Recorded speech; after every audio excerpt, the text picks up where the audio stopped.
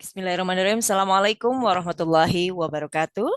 Waalaikumsalam Salam warahmatullah. sejahtera untuk kita semua. Om Swastiastu, Namo Buddhaya, salam kebajikan.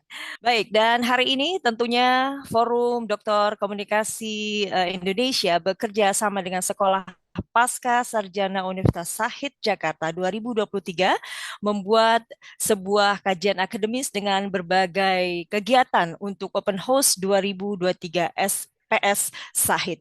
Dan hari ini kita akan mengikuti bersama talk show atau diskusi yang berbasis webinar. Dan hari ini atau talk show dan keseluruhan rangkaian dari Open House SPS Sahid ini mengangkat sebuah tema yaitu akselerasi inovatif Forum Doktor Komunikasi Indonesia dalam kajian akademis terhadap konstelasi politik nasional. Baik, selanjutnya kita akan mendengarkan sambutan Ketua Forum Doktor Komunikasi Usahid dilanjutkan dengan penyerahan pimpinan diskusi kepada moderator. Kepada yang kami hormati, Dr. Haji Andi Budi, SSHM Ikom, kami silakan. Bapak Ibu sekalian, terutama yang saya hormati, Direktur Pasca Sarjana Usahaid, Ibu Dr. Marlinda, serta para pembicara yang sudah hadir. Bapak Ibu sekalian, Forum Doktor Komunikasi ini adalah sebuah asosiasi seperti layaknya asosiasi lainnya yang menghimpun para intelektual ya, doktor untuk berbagi informasi, berbagi ilmu, dan ingin memberikan kontribusi nyata pada bangsa dan negara ini. Lewat event-event yang diselenggarakan, tentu dengan kajian-kajian akademis, ya berupa talk show, diskusi, kemudian melakukan riset, kerjasama, program, dan sebagainya. Selain itu, forum doktor ini bisa digunakan, dimanfaatkan untuk kerjasama, melakukan kajian-kajian, melakukan diskusi, untuk memberikan pencerahan apa-apa saja yang terjadi dengan narasi-narasi yang baik, konstruktif, agar bangsa ini melek terhadap berbagai masalah-masalah yang terjadi. Artinya kita memberikan kontribusi positif dengan berbagai pendapat-pendapat yang bisa kita adopsi dan kita publis ya, supaya ada pencerahan di masyarakat. Begitulah yang bisa saya sampaikan sementara ini. Terima kasih dan selanjutnya silakan moderator yang kebetulan dirangkap MC untuk langsung memimpin jalannya talk show ini. Terima kasih. Baik, Pak Dr. Andi, kami persilakan untuk 10 menit pemaparan tentang tema hari ini. Kami silakan. Ya, baik, terima kasih. Kita langsung aja. Bicara politik itu menarik ya. Saya ingin memulai dari sebuah teori komunikasinya yang disampaikan oleh Jacques Derrida ya, seorang filsuf dari Prancis dengan teori dekonstruksi.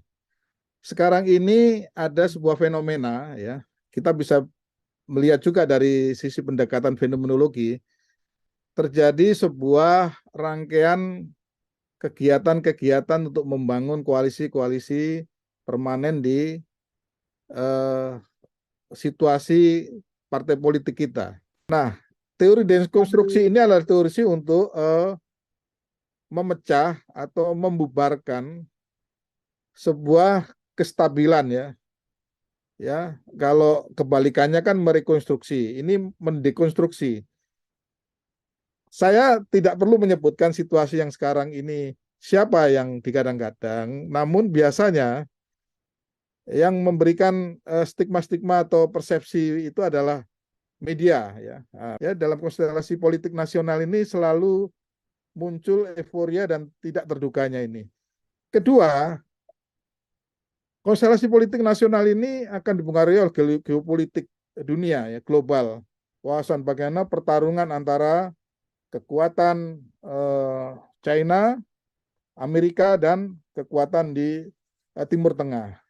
Amerika tentu ada hitungannya dengan Jepang ya dan sebagainya, itu satu kawasan geopolitik Asia Pasifik yang masih juga dominan untuk memengaruhi ekonomi Indonesia. Nah, sekarang terjadi satu kekuatan baru di tubuh Indonesia ini.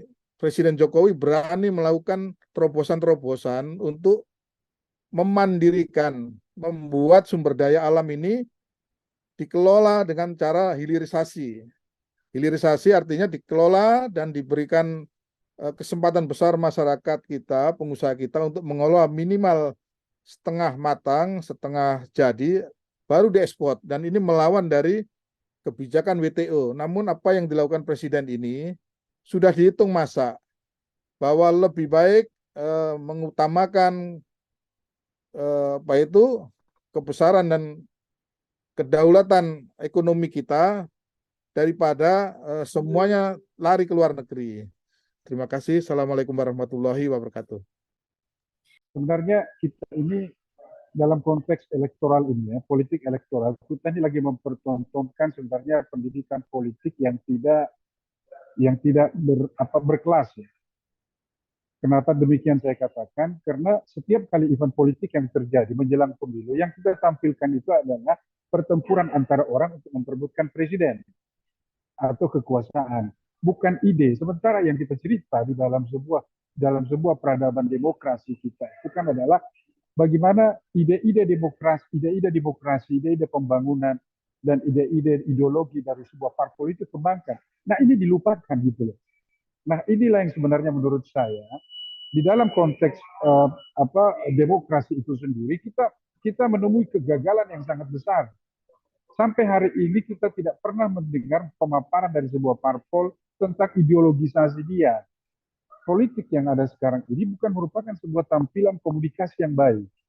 Karena apa yang ditampilkan oleh para aktor-aktor politik kepada masyarakat itu bukan merupakan sebuah pendidikan terhadap demokrasi itu sendiri, tetapi mematikan demokrasi itu sendiri. Kita terfokus untuk membahas orang, siapa the next president dan macam-macam. Jadi kita lupa untuk membahas sesuatu yang lebih besar. Banyak sekali politisi yang tidak mengerti fungsi politiknya. Dia hanya sekedar terpilih, terseleksi, bukan tereleksi. Kenapa dia terseleksi? Ya itu tadi karena sistem pemilu kita ini belum memungkinkan seseorang yang memiliki kapasitas dan kapabilitas itu ada di tempat-tempat pilihan yang tepat. Kita ini pilihannya selalu bukan the best of the best, tapi the best of the worst. Inilah kegagalan kita, menampilkan orang-orang terbaik untuk dipilih secara elektoral. Kita ini selalu menseleksi orang, tapi kita lupa mengeleksi. Kira-kira demikian. Saya mungkin ringkas saja ya, melanjutkan apa yang sudah disampaikan tadi oleh Dr. Andi Budi dan juga oleh Abang Da Ohyo Sinapoy tadi. Menurut saya dua paparan yang menarik. Kontestasi politik itu sebenarnya hanya ada dalam tataran yang instrumental. Kenapa? Karena situasi yang lebih banyak mendukung atau mendominasi proses regenerasi sampai kepemimpinan itu rupa-rupanya adalah ada juga nuansa-nuansa yang tidak melalui pemilihan, yaitu melalui takdir alam dalam bahasa beliau tadi. Dan contohnya menurut saya juga memang ada berkaitan dengan itu. Nah, berkaitan dengan itu saya kira saya mau memberikan komentar sedikit, terutama dari sisi yang lebih kontemporer. Karena kebetulan basis saya hari ini ada di kepenelitian begitu ya, bahwa ada persoalan mendasar yang berkaitan dengan keterpilihan politik, baik itu tokoh maupun itu partai politik.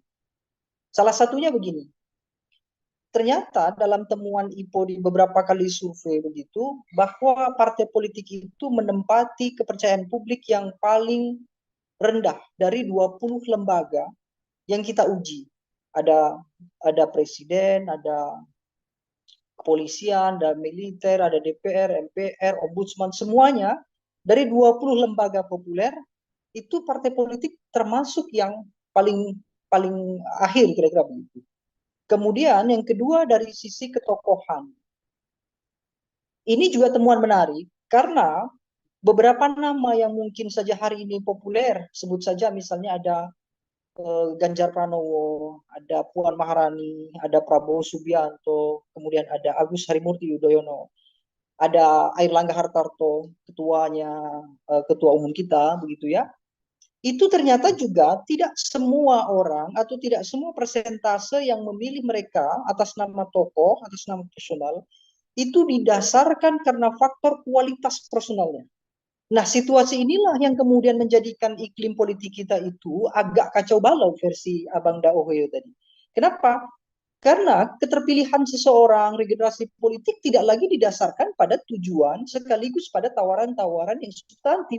Nah, ini menandakan bahwa memang ada kekurangan dalam hal komunikasi strategis kelompok-kelompok politik tadi itu, baik perorangan maupun partai politik.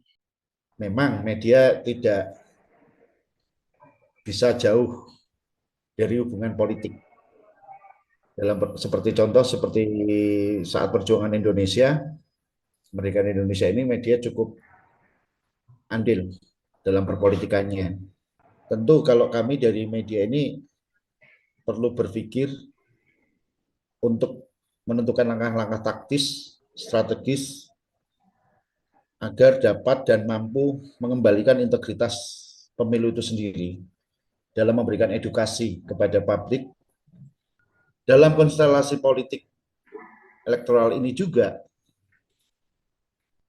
peran media ini diberikan peluang, diberikan kebebasan dalam memberikan kontrol, namun seringkali kontrol media ini disalahgunakan oleh media itu sendiri dengan menciptakan narasi-narasi yang dikembangkan. Sebenarnya media itu tidak boleh membuat berita dicampur aduk dengan opini. Nah, sama seperti halnya bahwa saat ini di dalam pemilu perpolitikan ini, media sekali lagi tidak akan pernah lepas dari kepentingan politik itu sendiri. Dan para organisasi-organisasi jurnalis ini sebenarnya semestinya membuat komitmen. Organisasi jurnalis dan perusahaan-perusahaan jurnalisme ini membuat satu komitmen untuk bagaimana memberikan edukasi kepada masyarakat yang lebih baik secara objektif dan independen. Selaku Direktur Pasca Sarjana Shahid, saya mengucapkan terima kasih kepada Forum Doktor Komunikasi Universitas Shahid yang telah memprakarsai. Sebenarnya open house ini adalah kegiatan yang dilaksanakan tiap semester oleh para alumni dan mahasiswa Pasca Sarjana Universitas Shahid Jakarta. Dengan mengucapkan Bismillahirrahmanirrahim, dengan ini saya buka secara resmi open house Forum Doktor Komunikasi Universitas Shahid Jakarta bekerja sama dengan Pasca Sarjana Universitas Shahid Jakarta.